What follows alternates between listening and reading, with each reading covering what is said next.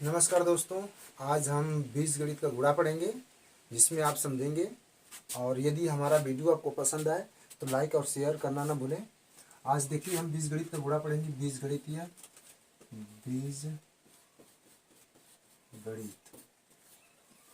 के बारे में पढ़ेंगे। सबसे पहले हम ये जानेंगे कि जैसे कि अगर आधार नंबर 1 यदि यदि आधार समान हो तो यदि आधार समान हो तो गुणन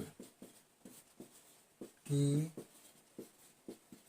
क्रिया में यदि आधार समान हो तो गुणन की क्रिया में घातें आपस में जुड़ती है। ये चीज जैसे यदि कहा कि यदि आधार समान हो तो गुणन की क्रिया में घातें आपस में जुड़ती है। इस चीज को आपको ध्यान रखना। जैसे आधार में क्या होगा कि यक्स ये आपका आधार है और इस पर ये घात हो गया, ये आधार हो गया, ये घात हो गया। गुणा की चिन्ह लेंगे। यह देख लीजिए, ये आधार हो गया, इस पर घात 6 हो गया। तो कहा गया कि नियम कि यदि आधार समान हो तो गुणन की क्रिया में घातें आपस में जुड़ती हैं। देखो आधार समान, नीचे ये आधार होता है, ऊपर ये घात होता है। ये आधार हो गया, घात हो गया। तो देखो आधार समान हो गया और हम गुणा कर रहे हैं तो घाते आपस में जुड़ जाएंगे। तो यक्स पर घात हो जाएगा। ये 5 और 6 जोड़ देंगे, 5 + 6 जोड़ देंगे। तो यक्स पर 5 और 6 जोड़ेंगे तो कितना हो जाएगा? 11 हो जाएगा। ठीक इसी प्रकार से हम अगला एग्जांपल लेंगे। यक्स पर 6 घात और यक्स पर अगर मान लो 7 घात आ गया। ठीक, तो ये करेंगे क्या चीज कि देखो आधार समान हो गया तो ये वाला आपस में जोड़ देंगे। यक्स पर क्या घात हो जाएगा? 7 6 कितना हो जाएगा? 13 हो जाएगा। ठीक इसी प्रकार से अगर हम यक्स पर मान लो 8 घात आ गया और यक्स पर मान लो 3 घात आ गया। अब बताइए आधार समान हो गया तो घाते आपस में जोड़ दीजिए। तो यक्स पर 8 घात आप प्लस चिन्ह देंगे।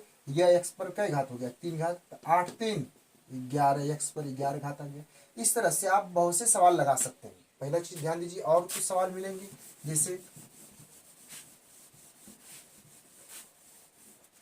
में सवाल दे दिया जाए अगर यक्स पर मान लो 12 घात हो गया और यक्स पर मान लो 8 घात आ गया।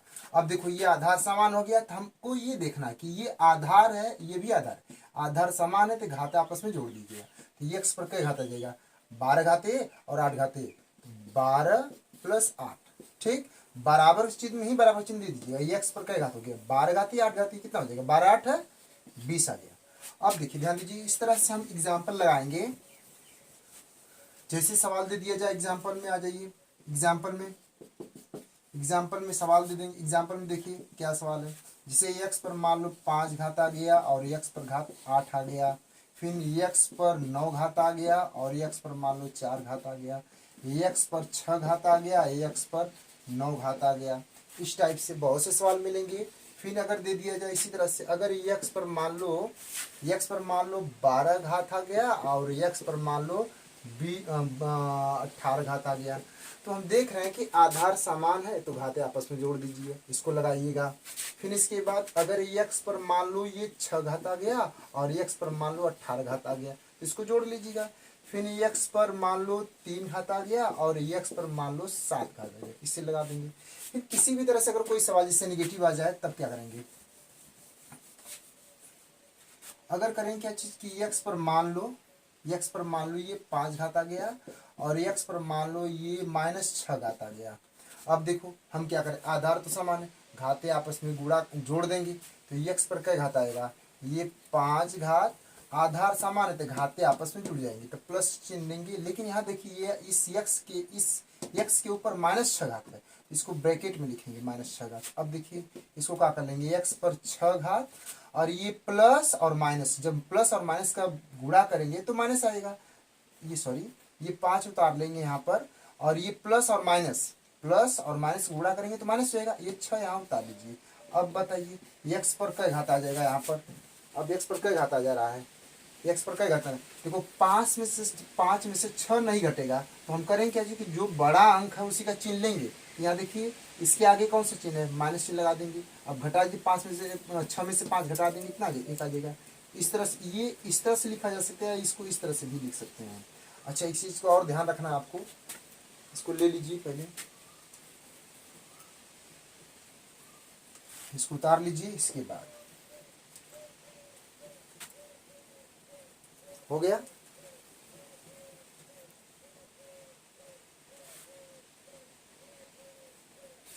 अब दूसरा चीज, अगर हमको करना क्या है, यदि हम यहाँ लिख देंगे x पर, अगर x पर -3 घात है, इस चीज को दिखना कैसे, इसको देखिए, अगर x पर -3 घात है तो हम करेंगे क्या चीज, 1/के, अगर ये नेगेटिव होगा तो इसको बटा में लिख देंगे, नीचे लिख देंगे, x पर पावर ये ऐसे लिख देंगे, तो अगर नीचे इसको लेकर आएंगे तो ये नेगेटिव से इसको पॉजिटिव कर देंगे, इस तरह से लिखा जाता है। अगर हम इसी तरह से x पर -5 घात लिख देंगे तो बताइए क्या लिखेंगे, तो ऊपर तो आप 1 लिखोगे, बटा के चिन्ह लगाओगे, बस इसके आगे यहाँ x लिखोगे, बस यहाँ ये वाला चिन्ह हटा दोगे, यहाँ लिख दोगे 5, इस तरह से बना देंगे।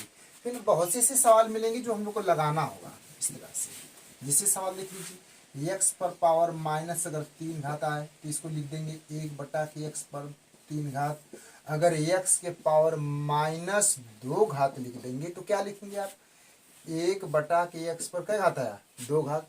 अच्छा, ठीक इसी तरह से अगर हम इसका ठीक उल्टा व्युत्क्रम करेंगे, व्युत्क्रम करेंगे तो होगा क्या चीज कि अगर ये 1/के x लिखा रहा है, ये x लिखा रहा है, यदि 1/के x लिखा रहा है तो इसको जब ऊपर लेके जाएंगे तो x के पावर, इस पर कई घात है, जब कोई घात नहीं रहता है तो 1 घात रहता है, तो जब इसको ऊपर लेके जाएंगे अंश के रूप में तो इसको माइनस का चिन्ह लगा दिया जाता है। उसी तरह से अगर 1/के x पर माइनस x बटा अगर 3 कर देंगे, 1/के x पावर अगर 3 लिख दिया जाए तो इसको जब ऊपर लेके जाएंगे तो x के पावर -3 हो जाएगा।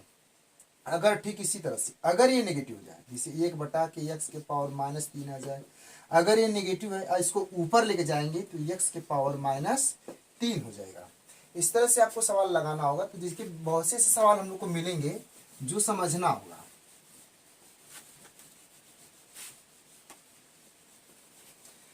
जिसे कर लग दिया जाए, अगर जिसे यहाँ लिख दिया जाए x पर -5 घात आ जाए, इसको क्या लिख सकते हैं, 1/के x के पावर 5 आ जाएगा। फिर अगर इसी तरह से x के पावर -7 लिख दिया जाए तो देखो ये नेगेटिव है, इसको हम डायरेक्ट ऐसे लिख देंगे, x के पावर 7 ऐसे लिख देंगे, पॉजिटिव से नेगेटिव रहेगा तो पॉजिटिव बना देंगे, पॉजिटिव रहेगा तो नेगेटिव। इसको बोलते हैं रेसिप्रोकल, रेसिप्रोकल बोलिए या तो आप सीधे बोल सकते हो व्युत्क्रम। अच्छा, दूसरी चीज,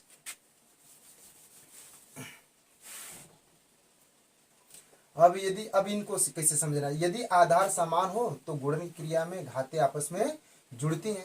अब जिसे लिख दिया जाए x पावर, अगर हम यहाँ दे देंगे 5 घात और x के घाते दे दिया जाए 7 घात। अब बताइए पुनरावृत्ति के हिसाब से, x पर 5 घात है और x पर 7 घात है, x पर कई घात आएगा, ये 5 प्लस का चिन्ह देंगे, ये कितना हो जाएगा 7, तो ये जोड़ देंगे, देखो आधार समान है तो घाते आपस में जोड़ दीजिए, तो x पर कई घात है 5 और 7, कितना 7 5 12 हो जाएगा। इस तरह से लगा देंगे। और दूसरा चीज क्या है कि दूसरका नियम में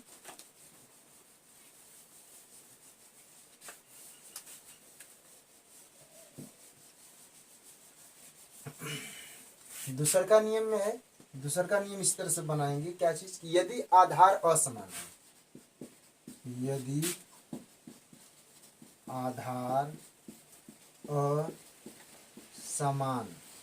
असमान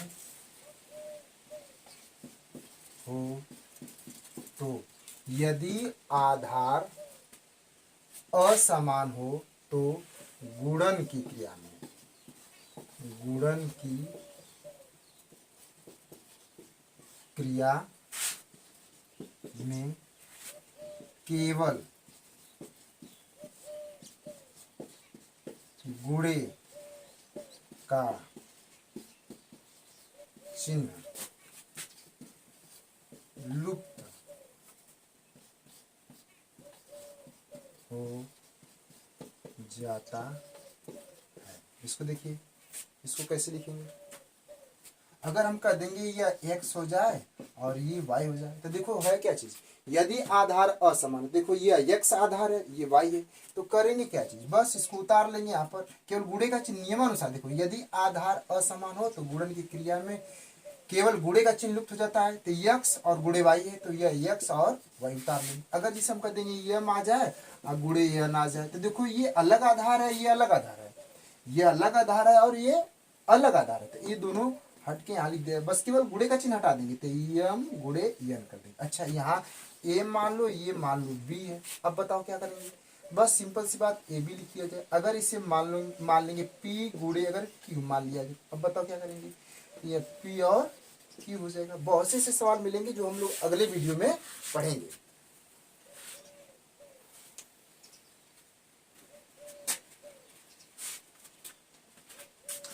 हाँ एक बात और, यदि हमारा वीडियो या सेशन पसंद आए तो इसे शेयर और लाइक जरूर करें।